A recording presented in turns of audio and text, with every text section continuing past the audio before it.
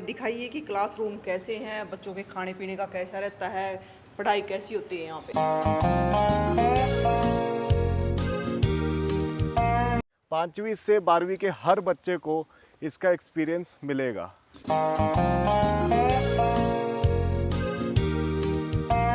Moral values पे काम किया जाता है और बच्चों को बेसिक चीज़ों से उनकी नॉलेज बढ़ाई जाती है। तो यही प्रयास मैम जाइट गुरुकुल का भी है।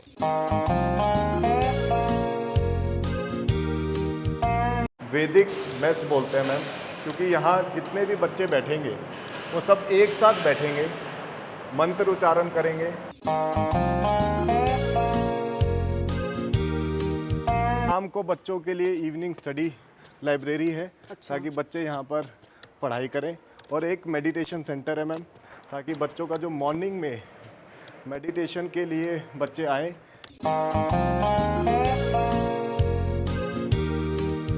एक आत्मा होती है, तो जींद जो है हरियाणा का सोल है, हरियाणा की आत्मा है। सारे दर्शकों ने प्रियंका को हाड़ की राम राम। और भाई दिल्ली, जयपुर, सीकर, कोटा, बच्चे ने दूर दूर जाना पड़ा है, लेकिन आज हम जींद में पहुंच रहे हैं। और जींद में देखकर आप हैरान हो जाओगे कि कुल पद्धति पे ये भाई एनडीए, नीट, जेई की तैयारी करवाओगे। राम राम सर। राम राम जी। क्या नाम है सर आपका? अभिषेक बंसल। एमडी हो सर आप यहाँ पे? हाँ मैम, मैनेज कर रहा हूँ मैं, और जाइट गुरुकुल की स्थापना की है इस साल। दिखाइए कि क्लासरूम कैसे हैं, बच्चों के खाने पीने का कैसा रहता है, पढ़ाई कैसी होती है यहाँ पे। मैम मैं आपको दिखाता हूँ ज़रूर। वो हमारा थिएटर और एवी रूम है, जिसके अंदर बच्चों को थिएटर, लिटरेचर और स्टेज फियर, पब्लिक स्पीकिंग कैसे करना है उस सब के बारे में सिखाया जाएगा।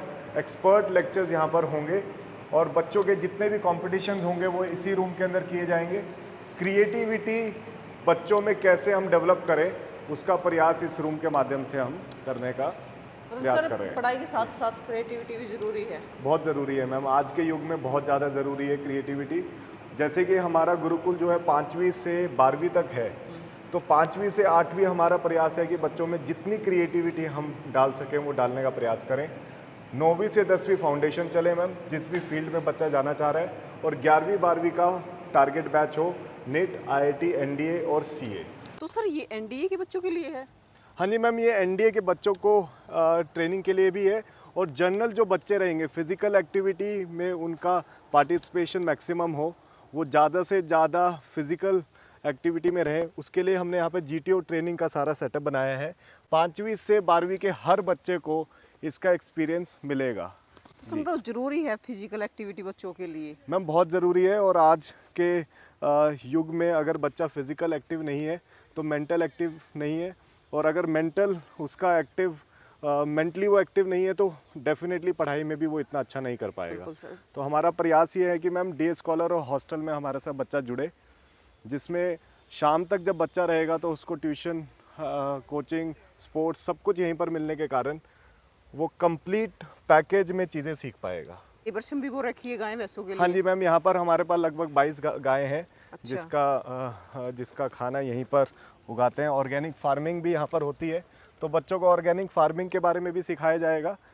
ओवरऑल मैम एक होलिस्टिक डेवलपमेंट की जिसकी हम बात करते हैं कि गुरुकुल की पढ़ाई क्या थी, या जापानीज़ एजुकेशन की भी हम कई बार चर्चा करते हैं कि वहाँ बच्चे खुद अपनी सब्जियाँ उगाते हैं, अपने खुद की क्लासरूम सफाई करते हैं। और आज देखिए जापान सबसे विकसित देशों में से एक है। उसका कारण यही है कि वहाँ मॉरल वैल्यूज़ पे काम किया जाता है और बच्चों को बेसिक चीज़ों से उनकी नॉलेज बढ़ाई जाती है। तो यही प्रयास मैम जाइट गुरुकुल का भी है। सर अपने यहाँ पे भी बड़े बड़े गुरुकुल होया करते पहले, और वहाँ भी यही होया करता कि खुद ही खाना बनाना, खुद ही खाना, सारी चीज़ें खुद ही करनी पड़ती थी। हाँ मैम, लेकिन ये चीज़ हम भी करेंगे, लेकिन इतना बैलेंस में करेंगे कि बच्चों को ये भी महसूस ना हो कि सारा काम मैं खुद कर रहा हूँ, लेकिन कुछ ना कुछ वो करते करते सीख भी जाएगा। और आज सबसे ज़्यादा पेरेंट्स का मैम कंसर्न है कि बच्चों में संस्कार कैसे डालें, बच्चों को मोबाइल से दूर कैसे रखें।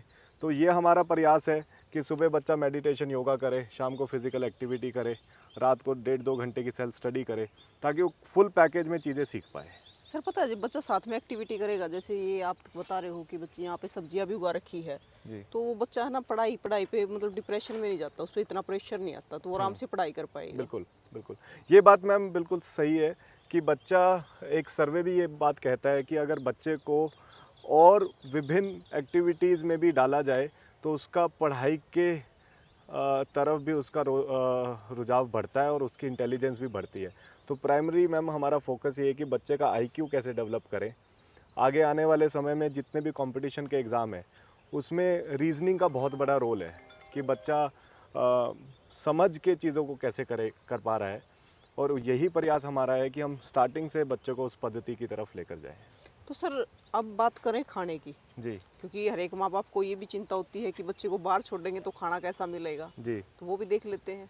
बिल्कुल मैम, मैं आपको मेस विज़िट करवाता हूँ जिसको हम वैदिक मेस बोलते हैं, जहाँ बच्चे वेदों का उच्चारण करके खाने के लिए बैठेंगे, सभी एक साथ बैठेंगे और खाने की जो हमारा, जैसे आप देख रहे हैं यहाँ पर हमारा बहुत रुचि है कि बच्चे को ठीक दूध मिले, खाना मिले, मल्टीग्रेन आटा मिले, ताकि बच्चे की ओवरऑल डेवलपमेंट यहाँ पर हो पाए। मैम ये जहाँ अभी हम आए हैं इसको हम बॉयज़ हॉस्टल के लिए जानते हैं।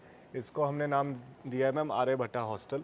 तो यहाँ बच्चों के लिए खेलने की व्यवस्था भी है और ट्विन शेयरिंग के रूम्स हैं सभी।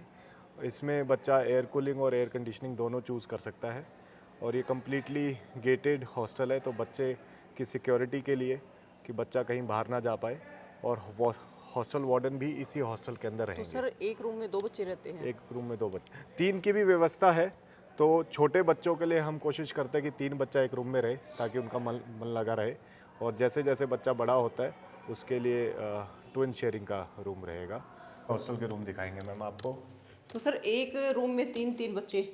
हाँ जी मैम, 5वीं से 8वीं के बच्चे 3 रहेंगे, जिसमें तीनों के लिए अलग स्टडी टेबल है और हमारे संस्कृत के श्लोक भी यहाँ पर लिखे हुए हैं ताकि बच्चों को उठने से प्रेरणा मिले। हर रूम के अंदर यहाँ बच्चों का सामान रखा जा सकता है और ये कबर्ड्स हैं, और हर बच्चे को यहाँ पर हम बेडशीट और क्विल्ट देंगे। अच्छा सर एक बात बताओ, यहाँ पे बच्चों को फ़ोन अलाउड नहीं है? नहीं मैम, बिल्कुल भी किसी भी बच्चे को जो गुरुकुल का पार्ट होगा उसको फ़ोन अलाउड नहीं होगा, लेकिन उसके एंटरटेनमेंट के लिए कॉमन टीवी रूम होगा। वो हाउस वेरेंट के माध्यम से अपने पेरेंट्स को संपर्क कर सकते हैं और पेरेंट्स भी हाउस वार्डन के माध्यम से अपने बच्चे से बात कर सकते हैं। लड़के हो या लड़कियां, किसी किसी के पास में मोबाइल फ़ोन की सुविधा नहीं चाहे है, वो छोटी क्लास के बच्चे हो या फिर या बड़ी क्लास बड़ी के क्लास के बच्चे। बच्चे जी, हो। क्योंकि मैम हमारा टाइम टेबल ही ऐसा है जिसमें बच्चे को समय ही नहीं मिलेगा। सुबह से रात तक बच्चे का शेड्यूल्ड ऐसा है कि बच्चा या तो खेल रहा है या कुछ ना कुछ सीख रहा है या पढ़ाई कर रहा है या कुछ आर्ट एंड क्राफ्ट कर रहा है या फिर शाम को सेल्फ स्टडी कर रहा है, खाना खा रहा है। तो सर बच्चे मोबाइल में लगते भी इसलिए क्योंकि वो टाइम मिल जाता है। टाइम मिल जाता है मैम। टाइम की अवेलेबिलिटी नहीं होगी तो बच्चा कहीं ना कहीं क्रिएटिविटी में ही अपना टाइम बिताएगा। और जाइट गुरुकुल का मैम हमारा विजन भी ये है कि हम ज़्यादा से ज़्यादा बच्चों को उन प्लेटफॉर्म्स का एक्सेस दें जिससे उनके अंदर क्यूरियोसिटी क्रिएट हो, क्रिएटिविटी आए और वो अपने जीवन में जो भी बनना चाहते हैं वो बन पाए। तो सर ये लड़कियों का हॉस्टल है? मैम ये गर्ल्स हॉस्टल है जिसको हमने बाहर से ही सिक्योरिटी पर्पस के लिए बाहर से बंद रखा है, बंद है, हाँ। ताकि हर गर्ल, जिसके भी पेरेंट्स गर्ल्स को हॉस्टल में भेजते हैं, वो सुरक्षा में रहे, उसको कोई भी प्रॉब्लम ना हो। हाउस वार्डन भी यहीं रहेंगे, उनका ऑफिस भी यहीं रहेगा और वैसी ही सुविधा जैसे बॉयज़ हॉस्टल के अंदर है वैसी सुविधा यहाँ पर रहेगी। हर रूम के अंदर मैम बालकनी का प्रोविज़न है ताकि बच्चों को थोड़ी देर बाहर बैठना है, पढ़ाई करनी है तो उनको खुला माहौल लगे, ऐसा ना लगे कि हमें बहुत छोटे रूम के अंदर भेज दिया गया है। क्योंकि सर लड़कियों के मामले में माता पिता और भी चिंतित होते हैं सुरक्षा को लेकर। मैम सुरक्षा का यहाँ पे कड़े प्रबंध है। हाउस वार्डन की निगरानी में बच्चे रहेंगे और कुछ समय के बाद बच्चों का बाहर आना जाना भी नहीं होगा। जैसा कि आप देख सकते हैं नॉन हॉस्टलर्स भी यहाँ पे अलाउड नहीं है, बाहर से गेट बंद है।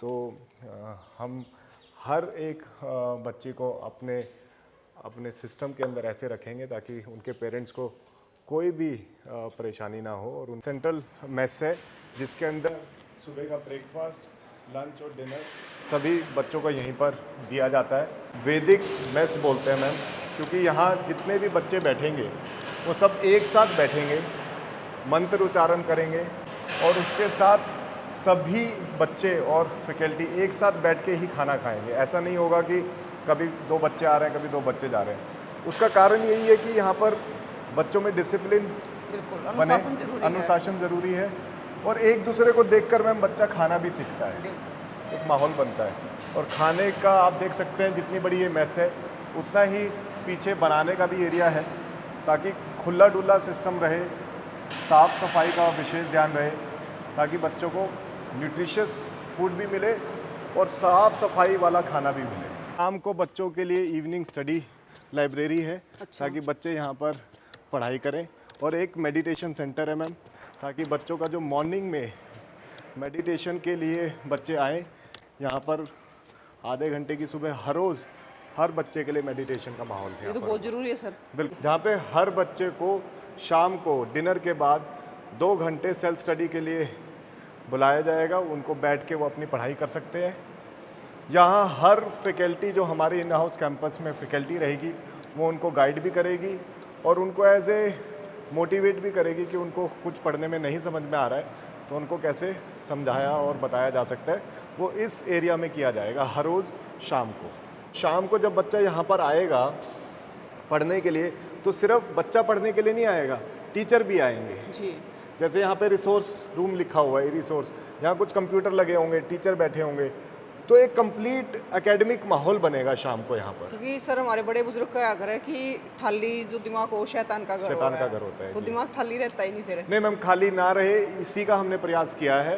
तो सर ये लॉकर किस लिए लगाए गए हैं? मैम ये बहुत पुराना सिस्टम होता था स्लिप्स लगाने का, लेकिन अब ये सिस्टम ज़्यादा यूज़ में नहीं है। अच्छा। जब से ई लाइब्रेरी कॉन्सेप्ट आया है अब ये लुप्त हो गई हैं चीज़ें, बट ये डिज़ाइन अच्छा है इसलिए हमने रखा हुआ है इसको यहाँ बिल्कुल पर। सुंदर लग रहे हैं। पुरानी चीजों को भी रखना पुरानी चाहिए। चीज़ें अच्छी लगती हैं मैम जी। हमारा मेडिटेशन हॉल है, यहाँ पर हर टाइप की मेडिटेशन योगा एक्टिविटी हर रोज़ बच्चों को करवाई जाएगी मॉर्निंग में। और यही हॉल इंडोर स्पोर्ट्स, रेसलिंग है, जूडो है, इस टाइप की एक्टिविटी के लिए भी यहाँ पर सुविधा रहेगी। तो सर पहला सुख निरोगी काया। बिल्कुल मैम, और बच्चे अगर निरोगी होंगे तभी आगे कुछ कर पाएंगे, बढ़ पाएंगे मैम। लगभग 20 स्पोर्ट्स हम ऑफ़र कर रहे हैं हर स्टूडेंट्स को, जिसमें football, cricket, basketball, lawn tennis, table tennis, athletics, shooting, archery, ये सभी स्पोर्ट्स के क्वालिफाइड स्पोर्ट्स प्लेयर हम स्पोर्ट्स कोच हमारे पास रहेंगे मैम। जैसे कि मैं दिखा सकता हूँ आपको, हमारे पीछे जो चल रहा है वो क्रिकेट एकेडमी है और यहाँ पर बच्चे रणजी में भी निकले हैं, विजय ट्रॉफी के लिए भी यहाँ से क्वालिफाई होकर गए हैं। तो एक क्रिकेट के लिए स्पेशलाइज्ड क्रिकेट एकेडमी है और हर स्पोर्ट्स के लिए स्पेशलाइज्ड कोच है। और सर यहाँ पर। क्रिकेट की बात करें तो क्रिकेट तो जुनून है। मैम हर बच्चे का आज पैशन है क्रिकेट को और उसको पूरा करने का हम यहाँ पर पूरा विश्वास दिलाते हैं हर पेरेंट को कि अगर बच्चा हमारे पास या 3, 4, 5 साल यहाँ रहेगा तो एकेडमिक, स्पोर्ट्स और उसका जो भी कंपटीशन में वो आगे क्लियर करना चाहता है उसको हम पूरी तरह यहाँ से तैयार करके भेजेंगे। को हमारे नीट फैकल्टी से मिलवाता हूँ। हाँ जी सर, नमस्कार। हमारे बीच में एक टीम है जिनको नमस्कार सर। आपसे मिलवाने के कैसे लिए। हो सर? मैं अच्छा हूँ मैम, आप कैसे हैं? सर एक बार हमारे दर्शकों को अपना परिचय दे दीजिए। जी, तो मैम मेरा नाम डॉक्टर प्रखर वीरेंद्र सक्सेना है और मैं BHMS मेडिकल ग्रेजुएट हूँ नेशनल इंस्टीट्यूट ऑफ होम्योपैथी से।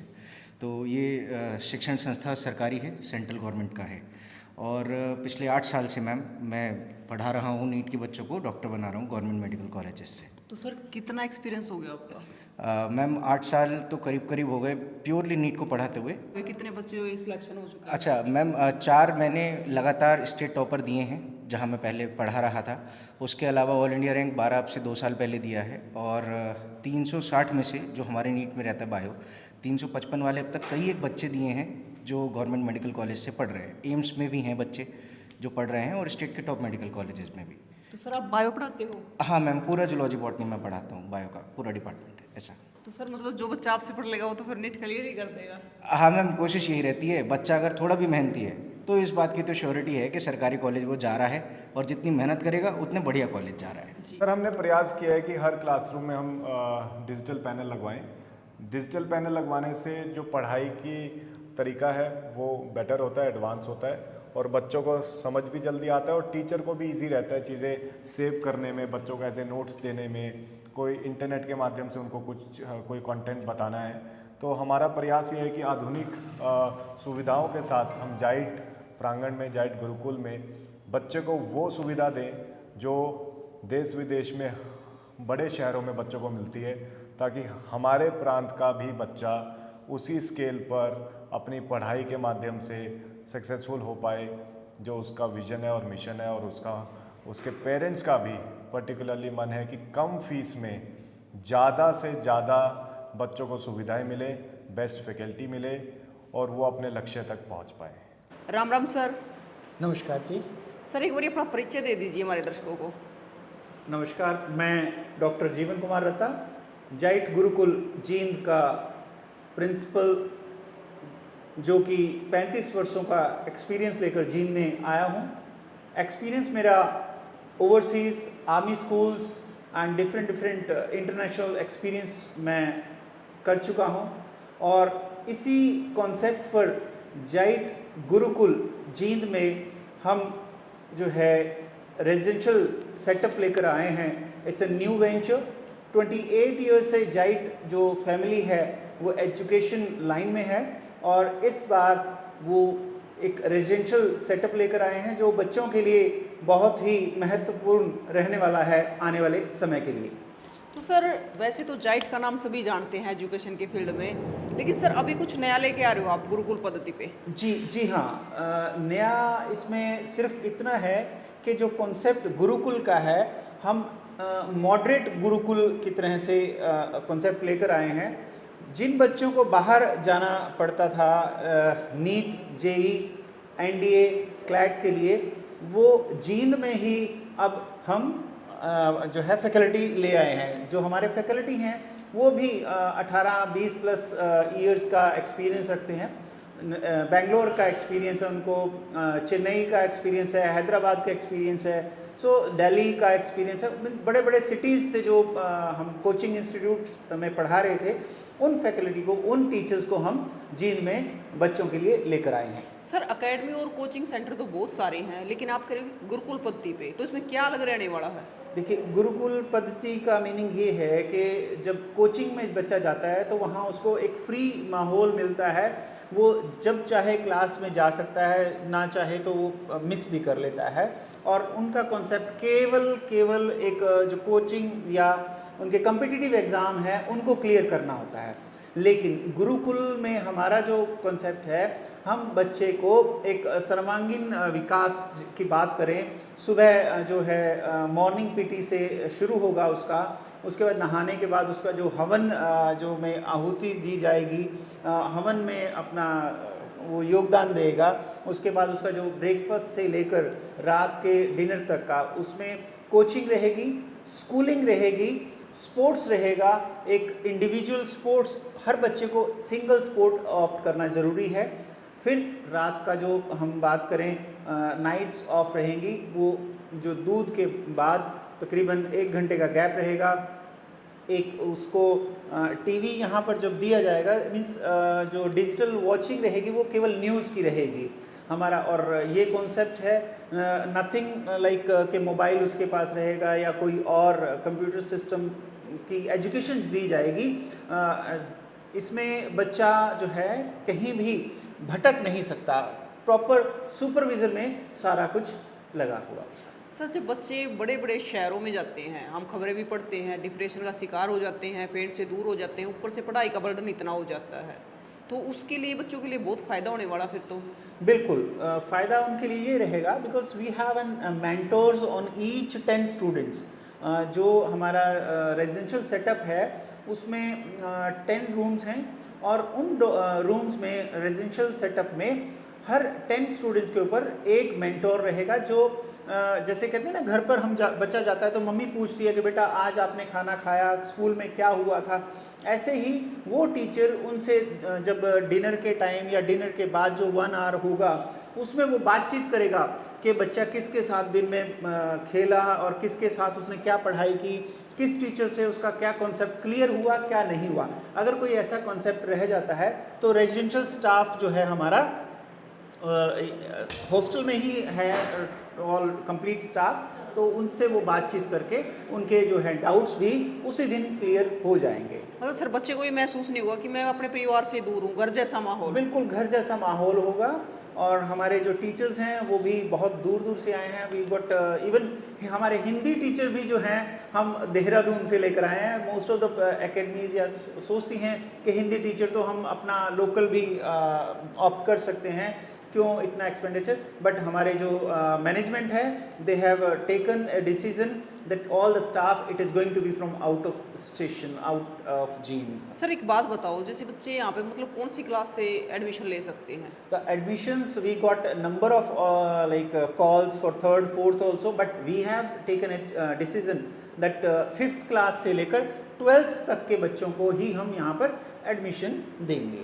सर एक बात है, जैसे बड़े शहरों में बच्चे जाते हैं तो वहाँ पे तो प्रदूषण भी इतना होता है, एनवायरनमेंट ही ऐसा होता है, लेकिन जींद की अगर बात करें तो जींद तो हरियाणा बसता है। जींद में तो जींद एक कहते हैं ना, जैसे एक इंसान में एक आत्मा होती है, तो जींद जो है हरियाणा का सोल है, हरियाणा की आत्मा है। क्योंकि यहाँ से हर जो स्टेशन है, हर मेट्रोपॉलिटन सिटी है, वो सेंटर जींद उसको लगता है। यहाँ से आप 1 से 2 घंटे में दिल्ली किसी भी जगह पहुँच सकते हो। इवन दो अगर आपको जम्मू पहुंचना है तो यहाँ से 4 घंटे में, बिकॉज नेशनल हाईवे जो है हमारा 152D वो यहाँ से लगता है। अम्बाला आप 1.5 आवर 2 आवर्स में पहुँच सकते हो। सो गाज़ियाबाद से हमारा जो स्टाफ आते हैं वो मॉर्निंग में 1.5 आवर में यहाँ पर पहुँच जाते हैं। इसलिए सर हरियाणा का दिल कहा जाता है जींद हाँ को। बिल्कुल, हरियाणा का दिल है। और इस दिल में ही अब जिसको भी नाम चाहिए होगा वो जाइट रहेगा। और इस दिल में जो जाइट गुरुकुल है वो है तो जींद सिटी से लगता हुआ, लेकिन अगर आप ऊपर टॉप पे जाएंगे तो आपको जो 3 साइड हैं वो तकरीबन हरी भरी नज़र आएंगी। बिल्कुल। हमारे गुरुकुल में ही हमने जो अपनी फार्मिंग है, अगर आपने बाहर से देखा होगा तो अपनी फार्मिंग सिस्टम बनाया है। बच्चों के लिए भी एक कॉन्सेप्ट रहेगा कि हर क्लास का बच्चा अपनी फार्मिंग खुद एक कुछ ना कुछ लगाएगा, और हर 6 महीने बाद उसको कितनी खुशी होगी कि मैंने ये पौधा लगाया था, मैंने ये वीट लगाई थी, या मैंने कपास के लिए ये चीज़ बीज बोया था और आज मैं उसको अपने हाथों से तोड़ रहा हूँ। तो सर मतलब एग्रीकल्चर से भी जुड़ा रहेगा बिल्कुल बच्चा? जुड़ा रहेगा। स्किल कॉन्सेप्ट पर हम गुरुकुल पद्धति जो है अपने आप कीजिए, अपने आप खाइए। इवन तो कुछ लॉन्ड्री, वैसे लॉन्ड्री फैसिलिटी हमारी रहेगी, बट कुछ चीज़ों में बच्चों को समझाया जाएगा कि आपने जो आपके अपने कुछ वस्त्र हैं वो खुद भी धोने हैं। इंडिपेंडेंट भी बनाएंगे। बिल्कुल। तो सर ये और बताइए, हमने इस पूरा सारा का सारा जाइट विजिट कर लिया है, लेकिन माँ बाप को या पेरेंट्स को आना है तो लोकेशन क्या रहेगी यहाँ की? मैम लोकेशन जींद नए बस स्टैंड से 500 मीटर, एकलव्य स्टेडियम से 200 मीटर, सफीदो रोड पर हाईवे से जस्ट पहले जाइट का प्रांगण है। जाइट गुरुकुल की एक अलग से एंट्री भी है, और जाइट प्रांगण के दूसरे गेट से भी वो आ सकते हैं कैंपस के अंदर। जी बाकी स्क्रीन पे भाई हमने नंबर दे दिया है, अगर किसी भी माँ बाप को कुछ भी जानकारी चाहिए तो इन नंबरों पर संपर्क कर सको हो। और एक बार विजिट जरूर करना भाई। जींद का तो वातावरण वैसे ही ऐसा है कि अड़ानाड़ा का वैसे ही जी लग जाएगा, क्योंकि जींद है जो हरियाणा का दिल भी बोला जा है भाई, हरियाणा के सेंटर में है, जैसे कि प्रिंसिपल सर ने मैं बताया भी था। तो भाई एक बार विजिट जरूर करियो, और आपने पता भी चलेगा कि भाई पढ़ाई के साथ साथ बच्चों के लिए वातावरण भी अच्छा होना चाहिए, खाना पीना भी अच्छा होना चाहिए, जब जाके बच्चे पढ़ पावे है।